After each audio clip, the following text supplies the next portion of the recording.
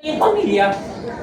Amen. Bakit ka nag-aaral? Dahil meron kang goal na makapagtapos ng pag-aaral. Amen. Pero mga kapatid, makita po natin sa ating pagtakbo, run with a specific goal. Marami kasi Kristiyano, mga kapatid, takbo ng takbo, wala silang specific goal. Amen. Pero makita natin si Apostle Pablo, verse 14, I press toward the mark for the prize. Hello, for the prize. Yung mark po dyan, walang iba yung finish line. Sino po dito yung nag-ensayo siya pero gusto niya matalo? Wala naman, di ba? Lahat po tayo dito mga kapatid, kaya po tayo nagpapagay sa Panginoon. Ang layunin natin manalo. Hello? Ang gusto natin manalo. Hindi tayo naglilikod tayo dito para matalo. So kung pare-pares lang pala ang reward mga kapatid, mag-backslide na lang din tayo. Tama? Kasi kung ang gantimpala sa mga unbeliever o sa mga backslider at mga gantimpala sa mga tumatakbo ng tapat sa Diyos ay pare-pares lang, huwag na tayo mag-church. Pare-pares lang pala eh. Pero mga kapatid, hindi po yun. Kagaya ni Apostle Pablo, sabi niya, I press toward the mark. Walang iba yung finish line. Yung press down means pressure. Sa ating pagtakbo, mga kapatid, meron pong pressure. Mayroong hirap. Merong endurance na kailangan sa paglilingkod sa Diyos. Mahirap maging Kristiyano, pero masarap maging Kristiyano. Mas maganda na naghihirap tayo, ngunit meron tayong Diyos na tumutulong sa ating pong mga pangangailangan. Amen. Mga kapatid, sabihin ko po sa inyo ang katotohanan na sinasabi ng Bible, huwag kayong magpagod. Or kung napapagod man tayo, meron tayong Diyos na tumutulong sa atin. Amen. Sabi ng Bible, sabi ni Jesus Christ, come unto me, all ye that labor and are heavy laden, and I will give you what? Rest. I will give you rest. Amen. Napapagod ka na sa iyong buhay, marami kang ginagawa, busy ka sa iyong trabaho, sa iyong pag-aaral. Sabi ng Panginoon, halika, kayong mga napapagod, at bibigyan ko kayo ng kapahingahan. Hello, kaya mga kapatid, makita po natin sa ating pagtakbo, meron po tayong specific goal. Hindi tayo tumatakbo na kung saan takbo kayo ng takbo. Saan kayo nakakita runner, tumakbo patalikod? Wala kayong makikita ganun. Saan kayo nakakita yung runner, ay na yung finish line, lumiko pa? Wala pong ganun. Meron kang specific goal. Meron kang goal or layunin sa buhay. Pag-graduate mo ng Bible school, dapat meron kang layunin na magpagamit sa Diyos. Nakarinig ako ng isang preaching, sabi ng preaching, kami nga sa Bible school. Kung ikaw graduate sa Bible school, gamitin mo yung bagay na yan upang para sa Panginoon. Hindi ka mag-graduate sa Bible school para saan? Sa mundo. Eh kung gusto mo lang pala daw na magtrabaho, hindi ka dapat nag-aral ng Bible school. Kumuha ka na ng course para sa trabaho gusto mo. Tama? Amen. Pero mga kapatid, kagaya niya po si Pablo, I press toward the mark for the prize of the high calling of God. Ang pagpapastor ay isang high calling. Hello? Ang pagpapastor, ang tao na Kristiyanong tinawag ng Diyos sa kanyang gawain ay high calling. Mataas ka pa sa presidente. Mataas ka pa sa mayor. Mataas ka pa sa mga nag-aral ng advogasya. Kaya mga kapatid, yung hawak nating sandata, yung hawak po nating Bible, mas matalino pa tayo sa kanila. Alam mo yung kaligtasan, yung mga librong inaaral nila, hindi tinuturo kaligtasan. Pero yung hawak mong sandata, walang iba, King James Bible, tinuturo yung kaligtasan. Amen. Maraming libro sa mundong ito. Tama. Maraming libro na kung saan naglipan na maraming modern translation, mga modern Bible. Pero makita po natin, isa lang ang nagsasabi ng katotohanan. Walang iba yung King James Bible. Sinasabi niya yung daan patungo sa langit. Walang ibang Panginoong Jesucristo. Sinasabi niya, sabi ng Bible, search the Scripture, for in them we think you have eternal life. So, paano mo pala malalaman na meron kang buhay na walang hanggan? Search the Scripture. Amen. Saan mo malalaman? Sa banal na kasulatan, sa salita ng Diyos. Amen. Kaya high calling mga kapatid. Amen. Dahil hawak mo yung sandata, hawak mo ang salita ng Diyos. Amen? Di ba? Sabi yung awitin, hawak mo ang B, yung beat daw. Sa atin dapat ang hawak mo yung B, yung Bible. Hello? Amen. Hawakan mo yung Bible, hindi yung kung ano-ano. Tama? Diba uso yun ngayon, yung hawak mo ang B. Dapat hawak mo ang B, yung Bible. Yeah. Ang salita Dahil tayo mga Kristiyano, ang hahawakan mo yung salita ng Diyos. Ang panghahawakan natin ng salita ng Diyos. No, we need to set your life with direction. Yung ating pong buhay, iset natin siya na merong direction. Tama? Tatakbo tayo, merong direction. We need to be a directed Christian. Yung meron kang direksyon. Pero mga kapatid, sasabihin ko po sa inyo ang katotohanan, marami pong tao, maraming Kristiyano walang direksyon ng buhay, magkas dahil hindi po tama ang kanilang ginagamit na Bible. Sabi nila, ano daw yung pinakamahalagang doktrina? Sabi nung iba, salvation. Sabi naman ng iba, ang mahalaga daw na doktrina, yung second coming of our Lord Jesus Christ. Pwede? Sabi ng iba, ang mahalaga daw na doktrina, yung eschatology, which means study of the last days. Sabi naman ng iba, ang mahalaga daw na doktrina, tithes and offering. Pwede rin. Pero mga kapatid, alam niyo po ang pinakamahalagang doktrina? Bibliology. Study of the Bible. So kung hindi pala tama ang ginagamit mong Bible, malilid ka niyan sa maling doktrina, maling kaligtasan, maling second coming of Jesus Christ, maling tithes and offering. Dahil hindi mo gamit yung tamang Bible eh. Yung perfect Word of God. Sige, sino dito gusto gumamit ng basura? Makikipaglaban ka sa isang gera, dala mo, kutsilyo lang, mananalo ka ba? Hindi. Gagamit ko yung perfect. Kaya nga sabi ng Bible, two-edged sword eh. Matalim. Madaling hawakan. Ang salita ng Diyos ganun po. Madaling hawakan. Madali po siyang basahin. Hindi po mahirap intindi ng Bible. Amen? Magpe-pray ka lang upang maintindihan po natin ang sinasabi ng Bible. Hello, anyan pa po kayo? Amen. With a specific goal. Okay? Diba? Kailangan meron tayong right uniform, kagaya ng ating yung preaching kanina. Walang iba yung ating right uniform sa Ephesians chapter 6, yung righteousness ng Panginoon. Amen. Isuot mo dapat yun. Di ba yung aming, kahapon kasi magkasama kami, Brother Wilson, nakikinig kami. Doon sa mga Hudyo, kailangan nila yung robe or yung tinatawag na cloth.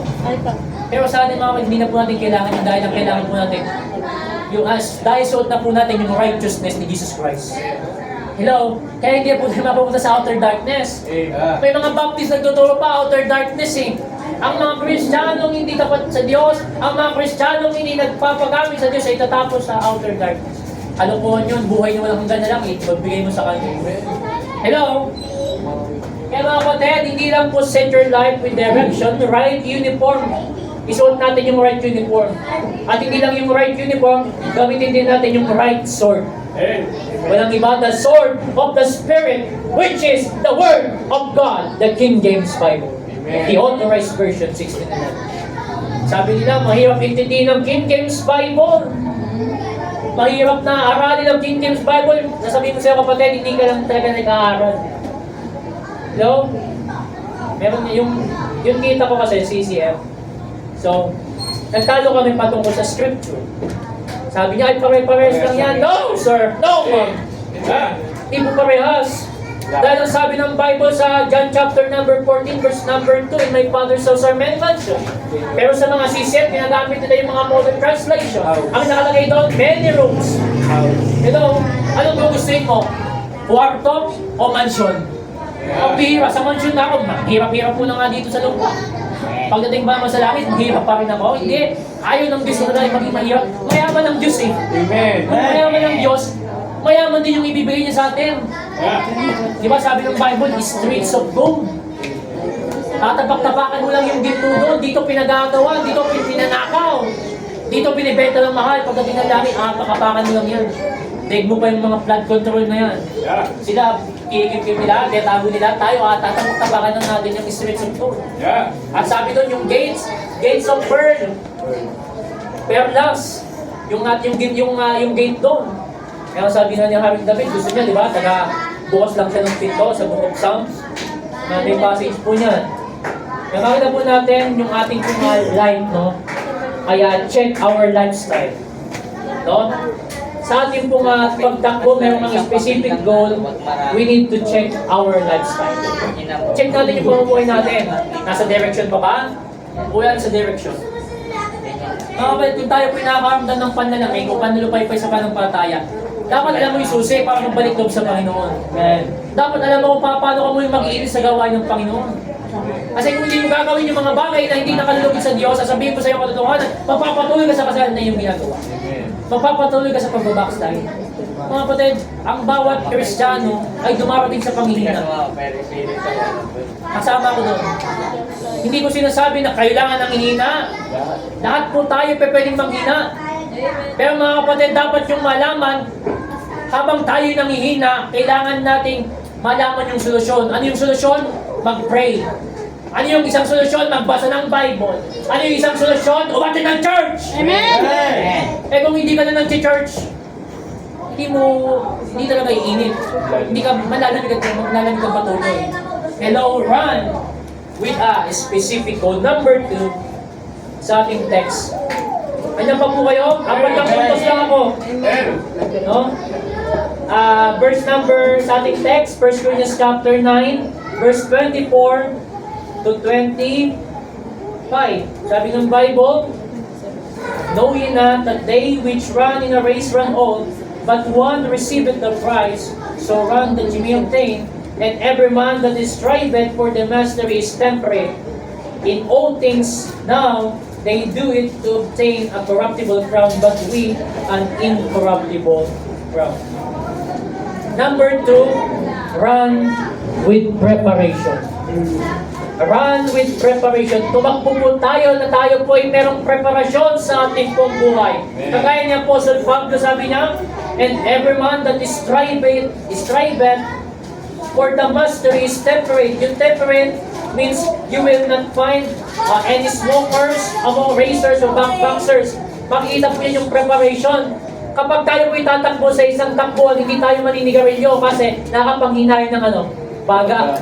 So hindi mo matatapos yung iyong ginagawa. Sa pagbo-boxing, sabi sa verse 26, di ba? I therefore so run, not as uncertainly, so fight I, not as one that beneath the air. Ibig sabihin, yung preparation ni Apostle Pablo, hindi lamang siya sumusuntok sa hangin. Hindi lamang siya tumatakbo na kung saan basta takbo ng takbo, pero ang preparation ng paghahanda. Amen? Sa pagpunta natin sa church, dapat meron kang paghanda. Amen. Yung paggising ng maaga, mga kapatid, yung message last week, isang uri yun ng preparation. Minsan yung pupunta lang tayo sa church na hindi nakaligo. Hindi ka prepared sa gawain ng Diyos. Amen. Minsan pupunta tayo sa gawain ng Panginoon, yung ating suot-suot, lukot-lukot. Hindi ka preparado. Ang preparation, mga kapatid, ahead, on time. Bago pa lang yung service, dapat alam mo na yung iyong ginagawa para sa Panginoon. Nagpe-prepare ka na dahil Diyos ng mga Diyos yung kakatagpuin mo eh. Amen. Hello? Bakit natin binibigay yung ating best sa pananamit? Uwi yan ng preparasyon. Dahil Diyos yung katatagpuin mo eh. Hindi lang naman yung mga kapatid ang katatagpuin natin dito. Ang katatagpuin natin unang-unang Diyos. Fellowship unang-una sa Diyos. At pangalawa yung fellowship one with another. Amen. Ipapayag ka ba? Diyos na mga Diyos yung kakatagpuin mo. Ang suot mo, butas-butas. Okay? Nung ako po'y batang mananampalataya, way back 2021, okay? Ang akin pong pantalon dahil butas-butas, t-shirt, basta kung ano lang, kasi wala kang preparation. Tama? Hindi ako preparado sa mga ganun bagay dahil hindi ka pamalago sa pananampalataya. Hello? Pero habang tayo tumatakbo sa pananampalataya, habang tayo naglilingkod sa Diyos, magkaroon tayo ng preparation. Yung preparation na kung saan nakalulugod at nakaluluwalhati sa ating pong Panginoong Jesucristo. Ibigay natin yung ating best sa Panginoon. Eh kapag tayo ngayon nasa labas, binibigay natin yung best eh. How much more sa Diyos? Amen. Nakagastos tayo ng mahal sa mga bagay na makasanlibutan. Nakabili tayo ng mga mamahaling damit para sa sanlibutan. How much more sa Diyos? Amen. Dapat mas bigay natin yung ating best. Right. Especially magkaroon tayo ng hygiene. Amen. Kaya mahalaga, sabi ko nga sa inyo, huwag kayong pupunta naman sa church, ha?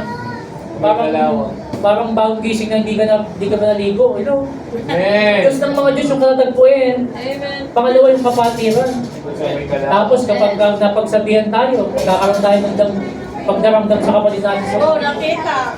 hindi po ganon.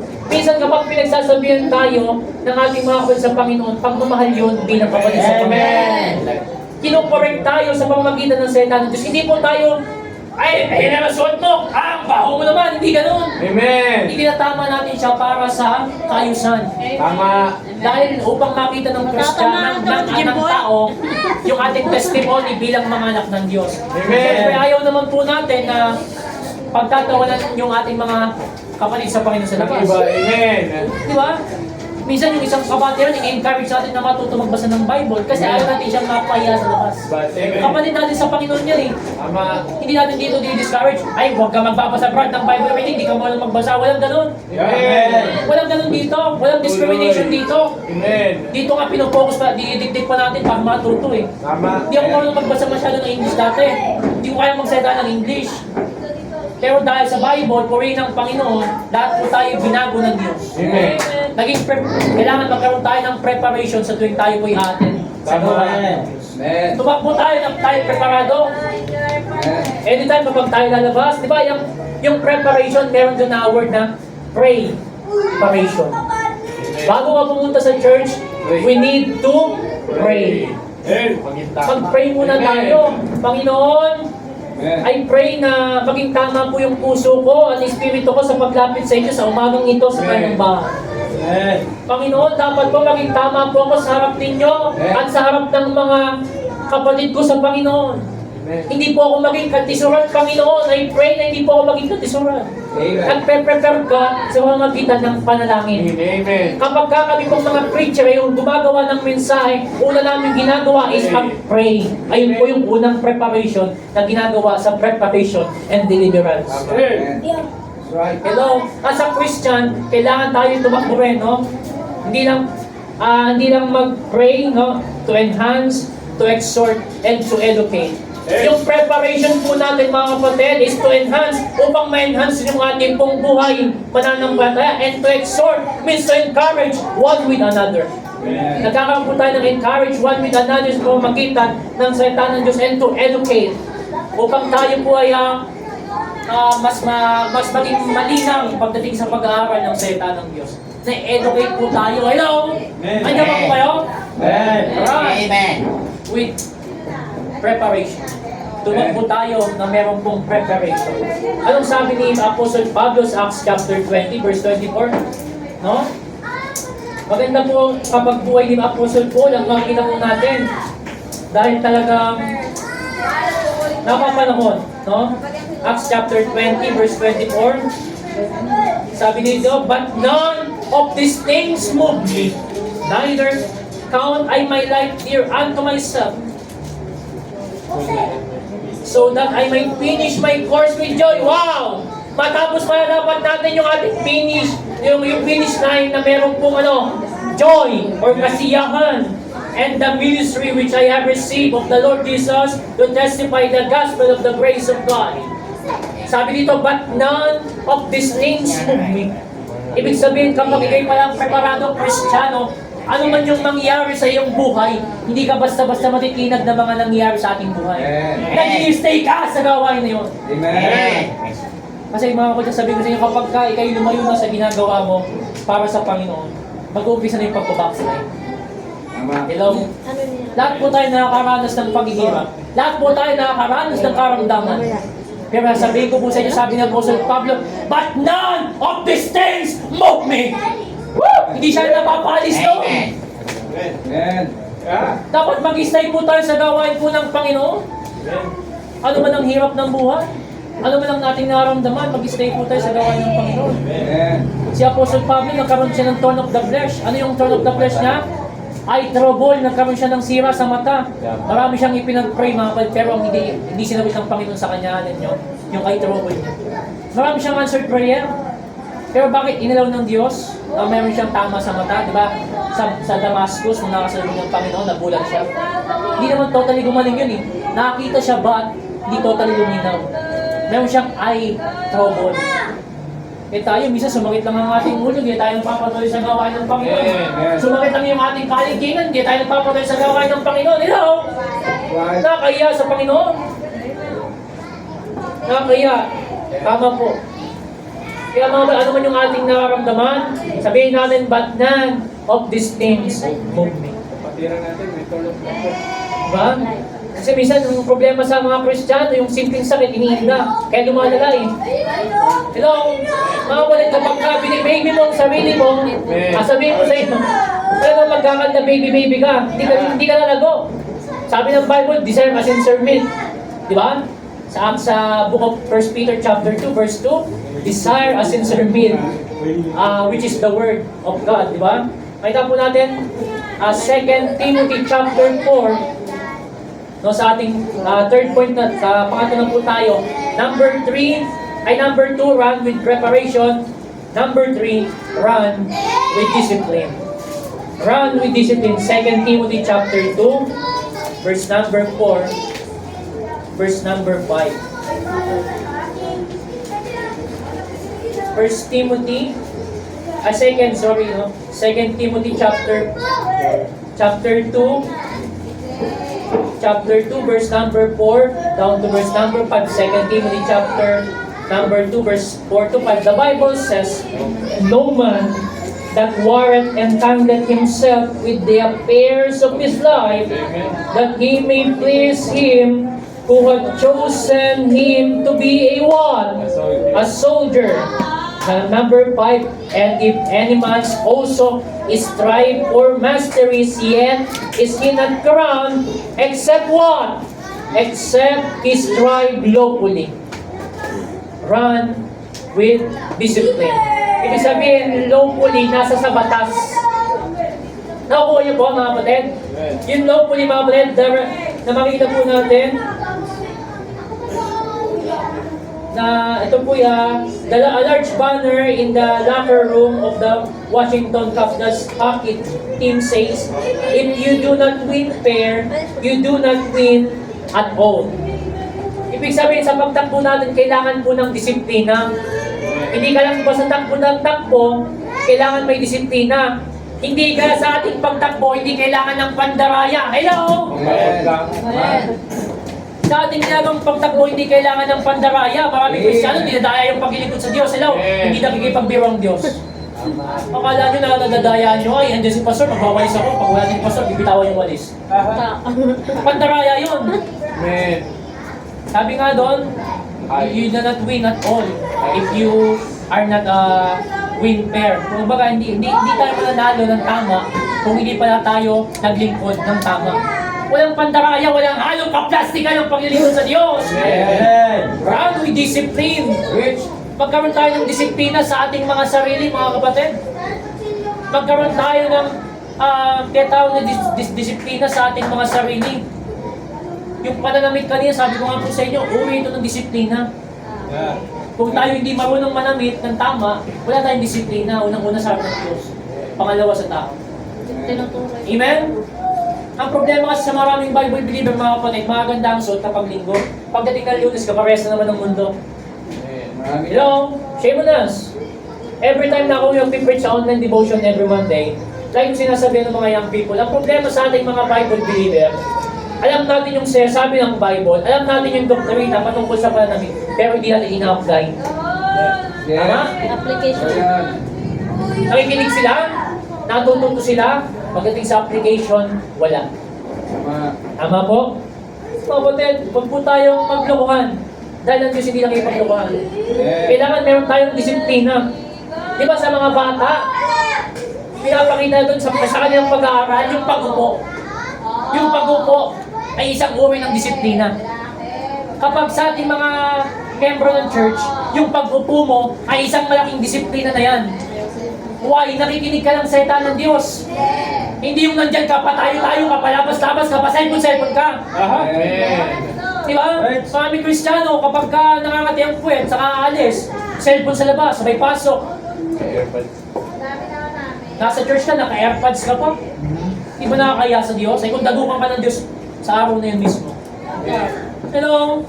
Sabi ko po sa inyo, kailangan ng disiplina. Sabi nga doon, please turn off your cellphone. Eh, nagpipreach yung pastor, enemy has been slain! Double kill! Triple kill! Nag-ML sa loob ng church. Asa ng disiplina? Tama? Sabi ko nga po sa inyo, ang ML, larong demonyo yan. Without apology. Sabihin ko po sa inyo yan ng without apology. Baka kasi tirahin niyo ako without apology. Dahil sinasabi po natin yung nararapat na sinasabi ng Bible. Amen. Hindi sinasabi ko lang, hindi sinasabi lang ni Pastor Alan. Di ba yung mga karakter dyan, si Damos, type of antichrist eh. Si Abaddon, siya yung nasa bottomless pit na isang araw, magpapakawalan na naman. Tama, son of perdition yun, wala nang Diyos sa talas. Kaya mag-ingat po kayo sa mga inyong nilalaro at pinapanood. Baka hindi pa kaya sa Diyos. Kaya naman, kailangan sa bahay may disiplina. Sabi doon, no, except he strive locally. Kailangan nasa batas yung ating paglilingkod sa Diyos. Tama? Tingnan niyo yung mga... Tingnan niyo po yung mga tumatakbo. Di ba sa pagtakbo, merong mga cameraman? Tama? Di ba minsan yung mga cameraman, sila pa yung nauna dun sa mga tumatakbo? Eh dapat yung mga cameraman, sila pa na yung sumali. Dahil sila yung mabibilis tumakbo. Pero bakit hindi sila nanalo? Wala sa batas. Hindi sila involved, hindi sila kasali. So, ibig sabihin yung paglilingkod pala natin, kailangan nasa sa ayos. Amen. Sabi ng Bible, study to show thyself approved unto God. Yung pag-aaral mo, kahit anong talino mo sa iyong mga ginagawang pag-aaral, kung hindi aprobado sa Diyos, walang silbi yun. Di ba? Maraming kasing tao, matatalino. Di ba? Pero mga kapatid, sabi ni Dr. Peter Ruckman, education without salvation is damnation. Amen. Hindi mo ang lahat ng yaman ng sanlibutan kung ang iyong kaluluwa naman ay mapapahamak sa apoy ng impyerno. Ano ang pakinabang? Amen. Nakakatuwa nga, no? Sabi ng isang kapatiran, sabi niya, ang gusto ko sa mga anak ko kahit na magtapusin ng mga mataas, ang pinakang higit sa lahat, magkaroon sila ng kaligtasan. Amen. Mga kapatid, kung meron man tayong ipapamana sa ating mga susunod na inerasyon, magkaroon siya ng kaligtasan. Amen. Amen? Sabihin sa inyo, kahit ang sobrang talino nyo pagdating sa pag-aaral, kapag hindi kayo pakinabangan ng Panginoon, pagdating ng judgment seat of Christ, nakakatayo pare-parehas doon. Amen. Hello? Eh iba, ang tatalino na kasi. Sabi ba ng Bible, knowledge, puppet up. Lumuluho po yung utak ng mga tao matatalino. Kaya mahirap din yung sobrang talino eh. Sa sobrang talino, nagiging perfectionist. Tama? Ganyan po ang nangyayari sa ating mundo. Ang Bible, itinutuwid po tayo ng salita po ng Diyos.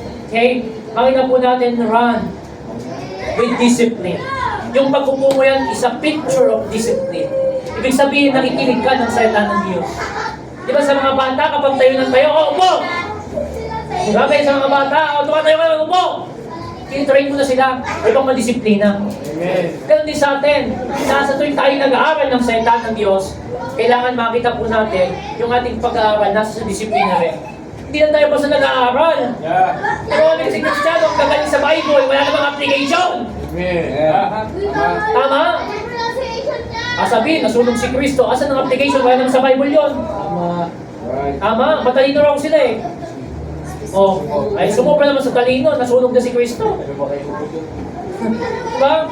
Go back to the Bible or stay in the jungle. Hello? Bible pa rin ang ating final authority, hindi ang kung sino man. Hello? Amen. Run with discipline. And the last, this is my, kung sabihin natin, favorite points ko to. Hebrews chapter 12, verse 1 and 2. Hebrews chapter 12, verse 1 and 2. The Bible says, last points na po, pero may conclusion ako. Amen? Nandiyan pa po kayo? Nandito pa! I open pa, nandiyan pa kayo, no? Amen. Sabi ko nga sa case, hindi ka nating oras, kaso naka-short sleeve ako eh. Bawasan natin 1 hour and 15 minutes na lang. Okay? Hebrews chapter 12, verse 1 and 2. Sabi ng Bible, wherefore, seeing we also are compassed about with so great a cloud of witnesses, let us lay aside every weight and let us sin which doth easily beset us. Take note, and let us run with patience the race that is set before us. Take note, looking unto Jesus, Amen. the author and finisher of our faith. Sabi ng Bible, who for the joy that was set before him endured the cross, despising the shame, and is set down at the right hand of the throne of God. Number 4 na makikita natin in the last point, run with a single desire. Run with a single desire. Tumakbo tayo na meron pong isang single na desire. Kung sabihin, hindi pa iba-iba. Amen. Sabi ng Bible sa book of James chapter 1 verse number 8, a double-minded man is unstable in all his ways. Ang mga tao, mga Kristiyano, kaya po siya nagkakaroon ng hindi po stable yung kanyang ways dahil siya po ay double-minded. Amen. Maraming Kristiyano sa panahon ngayon, tumatakbo sila, wala silang single desire. Amen. Anong desire mo? Maglingkod sa Diyos o hindi? Amen? Ang nakakalungkot dati nung tayo may bagong Kristiyano pa lang, ang desire pa natin pa isa-isa lang. Pero habang tayo tumatagal sa ministeryo, dami na natin gusto. Amen. Amen. Dati ang gusto mo lang makapagtapos ng pag-aaral. Ngayon, hindi lang pagtapos ng pag-aaral, ang dami mo na gustong bayaran, ang dami mo na gustong kunin sa trabaho. Wala ka ng single desire. Hello? Nakakalungkot isipin, mga kapatid. Amen. Na dapat ang ating tingin looking unto Jesus, the author and finisher of our faith. Sa ating pong pagtakbo, mga kapatid, meron na pong nauna. Walang iba si Jesus Christ. Amen. Doon tayo susunod. Kung ano yung ginawa ni Jesus Christ, dapat nating sundan yun. Amen. Nang matapos natin ang ating pong pagtakbo sa gawain po ng Panginoon. Di ba? Amen. Ang maraming Kristiyano ngayon, marami na kasing desire sa kanyang buhay. Ay, bibili ko ng mamahaling motor.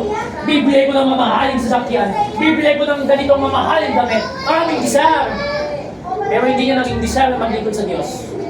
Amen. Ano sabi ni Apostle ni Haring David, Psalms 27 verse 4. Ang ganda na sinabi niya dito, Psalms, diyan pa po kayo nakuha niyo po mga kapatid, run with a single desire. Huwag po marami tayong masyadong gusto sa ating pong buhay Kristiyano. Hindi po tayo taga-mundo. Hello? Nakakalungkot na dito tayo nagsiset ng affection natin eh. Ano sabi ng Bible? Psalms 27 verse 4. One thing have I desired. Sabi ni Haring David. One thing have I desired of the Lord, that will I seek after, that I may dwell in the house of the Lord all the days of my life. Wow! To behold the beauty of the Lord and inquire in His temple. Yung kanya pong desire, mga kapatid, one thing, isa lang. One thing have I desired of the Lord, that will I seek after. Ibig sabihin, saliksikin yung Panginoong Jesucristo, and that I may dwell in the house of the Lord. Dapat ang Kristiyano, ang desire niya kapag araw ng linggo, sumamba sa Diyos. Amen. In the house of the Lord. Sabi di ba sabi na po ni Haring David, I was glad when they said unto me, let us go in the house of the Lord. Amen. Matuwa tayo kapag may mga nagsasabi sa atin, Brad, church tayo. Sis, mag-church tayo. Magalak ka. Magalak tayo. Na merong kapatid tayo sa Panginoon na nag-encourage na umatid ng panambahan. Amen. Hindi ba masarap dahil gusto ng mga kapatid po natin sa Panginoon, magkasama-sama tayo sa isang layunin na paglingkuran ng Diyos. Hello? Hindi ba masaya ka na nakikita mo yung kapatid mo andyan present? Amen. Walang kaplastikan. Amen. Okay?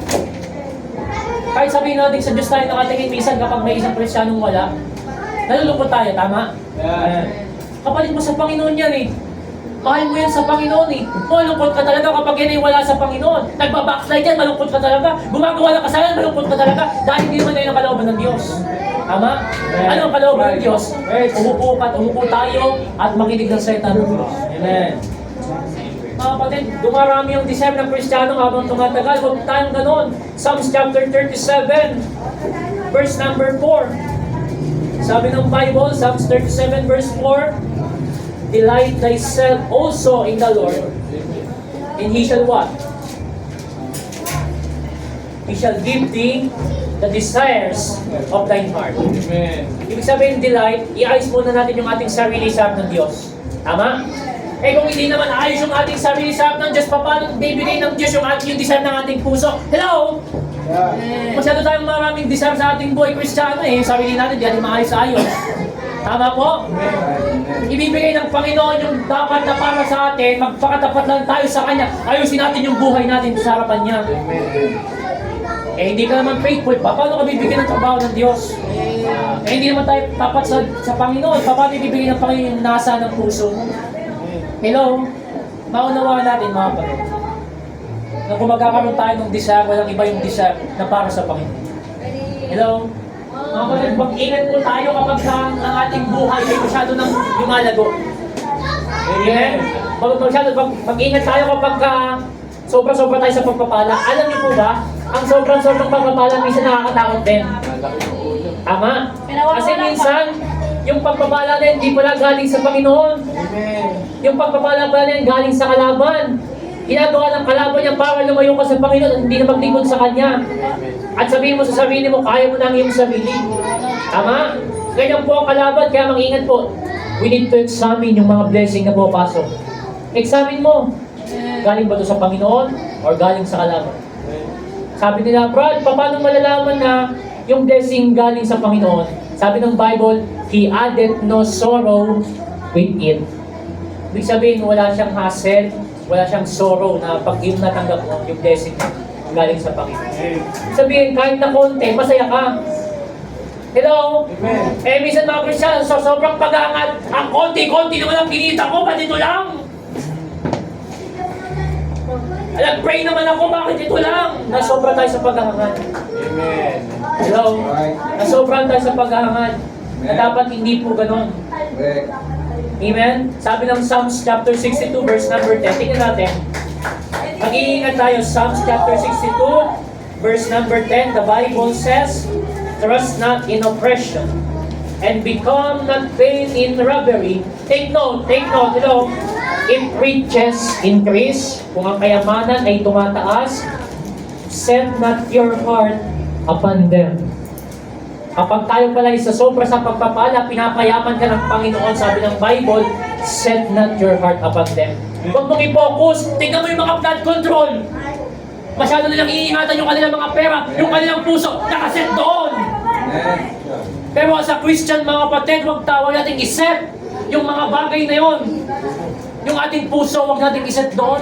Dahil hindi doon na natapos yung ating buhay. Dapat ang maging dapat natin iset natin, sabi ng Colossians chapter 3, verse number 2, set your affection on things above, not on things on the earth.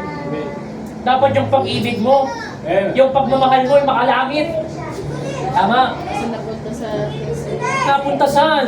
Sa pag-aaral. Sobra sa pag-aaral na. Pero nakalimot sa Diyos. Hindi nalilate sa trabaho, hindi nalilate sa pag-aaral, nalilate sa gawain ng Panginoon. That's the reality. Amen? Ayan po ang napapanahon ngayon, mga kapatid, maraming Kristiyano. Okay, yung kanilang desire ay puro makamundong bagay. Alam niyo po ba yung single desire, tinuturuan din tayo makontento? Philippians chapter 4, verse number 11. Philippians, okay? Philippians chapter 4, verse number 11. Hindi lang siya basta tinuturo yung yung single desire na, hindi siya tinuturo basta yung contentment, no? Sabi ng Bible, 4:11, sabi ng Bible, not that I speak in respect to one, for I have learned in whatsoever state I am. Pero yung si Pablo, natutunan niya yung mga bagay na kung ano man siya. Okay? Sabi dito, in whatsoever state I am. Ano man yung estado ko sa buhay, natutunan ko yun. Therewith, to be content. Ang kulang sa mga Kristiyano, contentment. Amen? Binigyan ka ng pagpapala ng Panginoon, gusto mo pa yung saganang pagpapala pa. Eh, ang tanong, naglingkod ka ba sa Diyos? Amen? Masyado kayo nag-aangad ng mataas ang sahod. Ang tanong, nagpapatuloy ka ba sa Panginoon? Nagpapakatapat ka ba sa Panginoon? Hello? Huwag tayong masyadong maghangad, huwag tayong masyadong maraming desire. Dapat ang desire mo ay mas maglingkod sa Diyos. Hello? Hindi lang yan, Hebrews chapter 13, verse number 5. Hebrews chapter 13, tignan natin kung paano tayo tinitrain ng Bible na maging kontento. Hebrews 13, nandiyan pa po kayo? Amen. Huwag niyo po akong tutulugan. Amen. No? Lagi po siya sabi, huwag niyo akong tutulugan. Alam niyo po ba ang pagtulog sa Bible, pinapractice niyo na kayo mamatay? Pero, ang picture po ng pagtulog sa Bible ay picture na tayo patay na. Di ba kapag tayo tulog na? Wala ka ng pakialam, wala ka ng pakiramdam. Amen. Ibig sabihin kapag tulog ka ng tulog, pinapractice mong mamatay ka na. Baka mamaya, di kayo matulog ha? Matulog pa rin tayo. Pero wag lang during preaching. Di ba si Eutychus, nung nangangaral si Apostol Pablo sa Book of Acts, ano nangyayari sa kanya? Nalaglag. Eh buti dito, mababa lang eh, hindi kayo mababagsak. Tama? Nakita po natin mga Hebrews chapter 13. Verse number 5, sabi ng Bible, let your conversation be without covetousness, and be content with such things as ye have, for he hath said, I will never leave thee, nor forsake thee. Sabi nila, no, and be content with such things as ye have. Makontento tayo kung anong meron tayo. Amen. Kung ano yung dumating, yun na po yun. Amen. Hello? Mahirap kasi na ipipilit natin yung isang bagay na wala naman talaga tayo. Tama? Amen? Mahirap natin i-push yung bagay na hindi naman natin kaya at mangyayari na manghiram pa tayo sa iba para mapunan yung pangailangan. Ano man yung pumasok mga kapatid, yun yung ating gamitin. Makontento na po tayo sa mga bagay na meron tayo. Amen. Sabi nga isang kapatid, mahalaga, makaraos tayo ng 3 beses isang araw, kumakain tayo. Amen. Amen? Masaya na tayo dapat sa ganung buhay. Ang buhay ng Kristiyano, simple lang. Pero ang kagandahan sa buhay ng Kristiyano, mahirap man ang buhay na kukuha nating umiti. Dahil meron tayong Diyos na hinihintay sa kanyang Praise pagbabalik. the Lord. Meron tayong Diyos na hinihintay. Amen. Meron tayong pag-asa, yung blessed hope. Hello? Pakita po natin yung kagandahan. Mga kapatid na isa lamang yung iyong desire. Ang desire dapat ng Kristiyano is ang maglingkod sa ating Panginoong Hesus Kristo. Amen? For our conclusion, Revelation chapter number 4. Marami pa akong verse pero hindi ko na binanggit, ha? At dito tayo sa ating conclusion, Revelation chapter 4, verse number 10 down to verse number 11. Andiyan pa po kayo? Amen. Amen? Kailangan single desire. Mga kapatid, huwag tayo masyadong maghangad, ha? Huwag tayo masyadong maraming kagustuhan. Gusto ko pang pag-aralin yung ganito. Marami na akong ginagawa. Pagtatrabaho, sobrang pagtatrabaho, hindi na nakapag-asawa. Tama? Alam niyo po ba ang hindi pag-asawa? Doktrinang diablo yan. Amen. Ang hindi pag-asawa, ang hindi pagpapakasal, doktrinang diablo yan. 1 Timothy chapter 4, verse 1. Right. Ay, baka sabihin nyo ako nagsabi. Sabi ng Bible yun, sabi doon, forbidding to marry. Pagbabawal sa pagpapakasal. Amen. Kaya kailangan, kapag ayaw magpakasal, sabihin mo sa kanya, doktrinang diablo yan. Yeah. Ayaw magpakasal eh. Doktrinang diablo yan. Tama? Forbidding to marry. Hindi sa atin yan. Sabi niya na verse. Diba? 1 Timothy chapter 4. Basahin nyo na lang para mabilis tayo. Revelation chapter 4, verse number 10 down to verse number 11. The Bible says, the 4 and 20 elders fall down before him that sat on the throne and worship him that liveth forever and ever, and cast their crowns before the throne, saying, verse number 11, Thou art worthy, O Lord, to receive glory and honor and power. Amen. For thou hast created all things, and for thy pleasure they are, and we were created. Alam niyo po bakit po tayo nagpapagal? Dapat ma-picture po sa ating pong buhay. Ito Revelation chapter 4, verse number 11. Nakikinig po kayo? Dapat ma-picture sa ating kaisipan yung Revelation chapter 4, verse number 11. Kung bakit ka nagpapagal, hindi lang pala basta para sa'yo. Sabi dito, diba? Casting their crowns before the throne, saying, paano natin ibibigay, ilalagak yung mga ganting, yung mga corona kung hindi tayo nagpagal para sa Panginoon? Amen. Paano ka magbibigay ng corona sa Panginoon kung wala ka namang ginawa para sa Panginoon? Amen. Sabi niya, Thou art worthy, O Lord, to receive honor and glory and power. Karapat-dapat ba ang Panginoon sa kapangyarihan, sa kapurihan, at kaluwalhatian? Yes. Dahil yung kaligtasan po natin, mga kapatid, hindi natin binayaran. Amen. Libre po natin nakuha yan. Di ba masarap na kapag dating mo sa Panginoon, ibibigay mo sa Panginoon, sa pangalan ng Panginoon yung mga koronang natanggap mo? Ang nakakalungkot isipin kapag tayo po ay walang nakuha na korona sa judgment seat of Christ. pagdating po ng millennium, mga kapatid, yung mga wala pong corona doon, sila po yung mga nakatanggol lang sa gilid. Sabi ng Bible, they are found naked. Amen. Mag-inherit ka pagdating ng kingdom. Di ba yung kingdom of God, yung sa atin, yung spiritual kingdom, at yung kingdom of heaven, physical kingdom, pagdating ng millennium, mag-isa po yun. Mag-reign po ang mga anak ng Diyos. So, paano tayo mag-reign kung wala naman po pala tayong koronang natanggap sa judgment seat of Christ? Hello? At yung mga yon, na koronang nakuha natin, yung mga reward na nakuha, ibibigay natin sa panong Panginoon.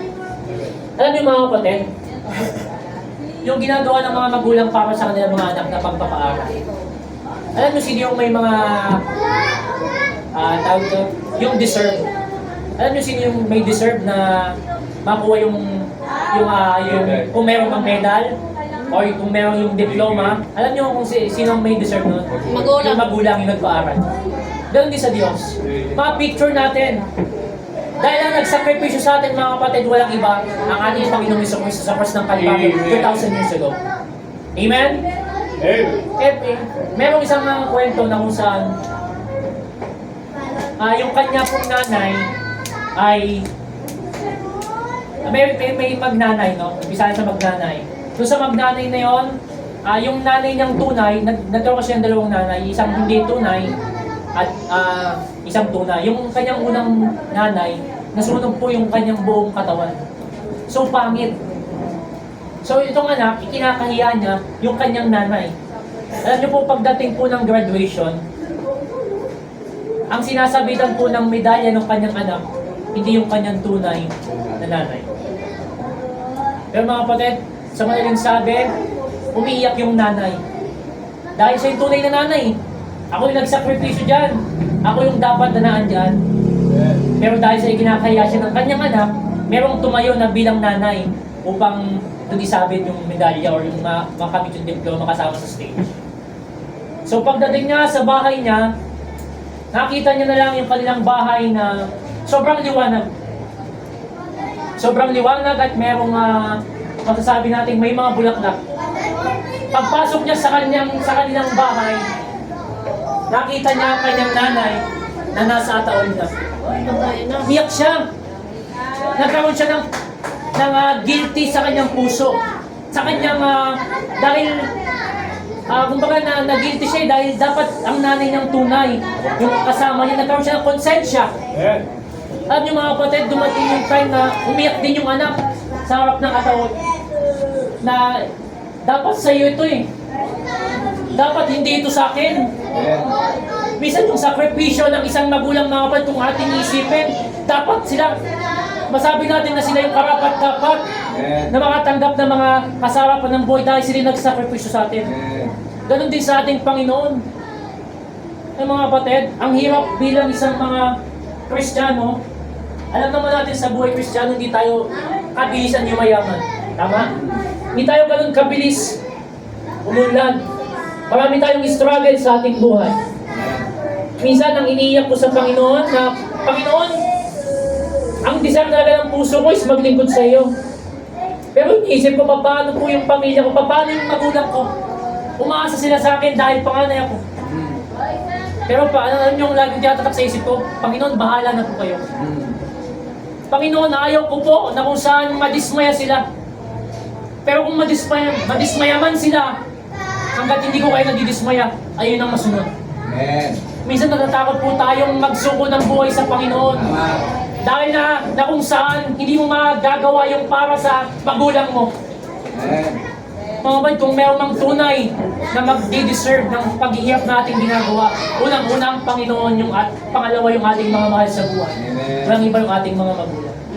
Ma-picture po natin yung Revelation chapter 4 verse number 11. Lahat ng pagpapakal, lahat ng corona, lahat ng reward ay ibibigay mo sa Panginoon pagdating ng araw. Wala pong sa atin. Itanim po natin sa ating isip. Kaya ka lang nagpapagal, kaya lang tayo nagpapatuloy sa gawain ng Panginoon para sa Diyos na nagbigay ng buhay na walang hanggan sa atin. And then the last verse, 2 Timothy. Last na po ito mga kapatid. I hope ikwendyan ko po kayo. Revelation chapter 4. I hope and pray masabi natin ito pagdating ng araw. Revelation chapter 4, verse number 7. Sabi ng Bible, I have fought a good fight. I have finished my what? My course. And I have kept the faith.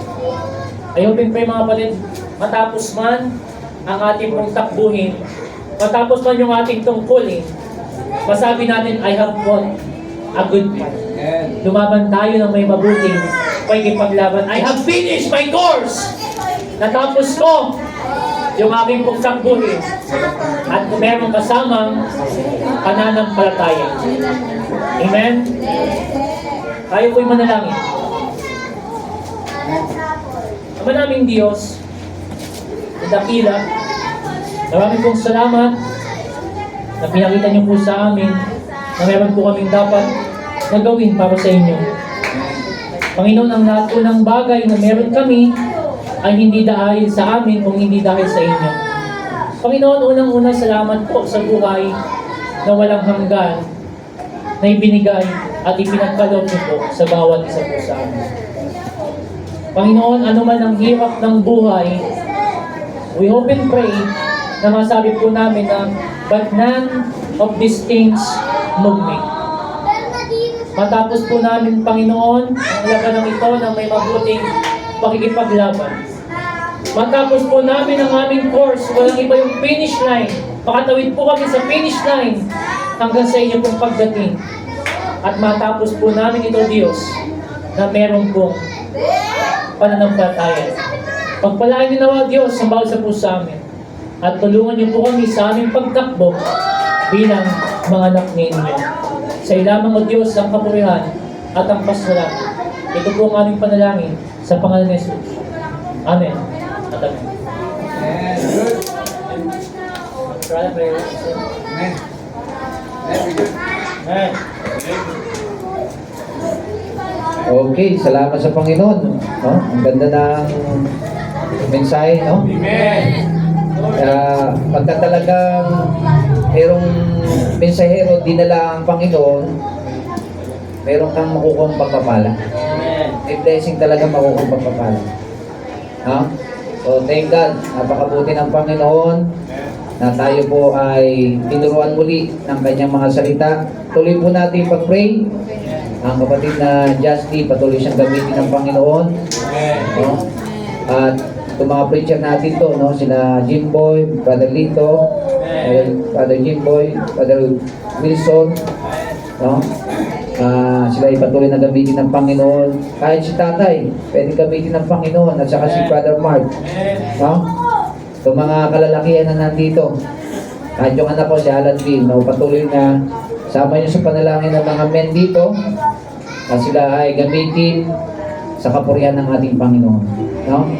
So, yan po ang ating makikita na gagamit. Pati si Kuya Mark. O, gamitin ng Panginoon si Kuya Mark. Yung mga kalalakihan po dito sa FPC Marikina. So, tayo po ay dadako sa konting announcement. Pero bago yon ay dadako tayo sa ating pagbibigay po na, no, sa ating mga tithes and offering. Tayo po ay manalangin, Brother Lito, sa ating tithes and offering.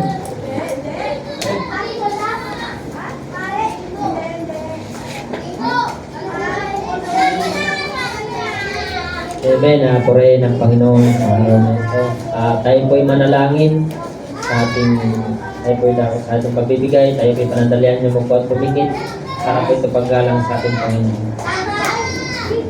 Ama namin Diyos, sa langit makapangyarihan sa lahat, Panginoon Lord. Salamat po, Panginoon, sa umagang ito, sa mga oras na ito, Panginoon Lord, na salamat po sa iyong mensahe, Panginoon, muli na ito po ay nagbibigay kalakasan sa espiritual namin, Panginoon. Salamat po, Panginoon, sa napakagandang mensahe po na pinagkaloob mo sa amin sa araw na ito, Panginoon.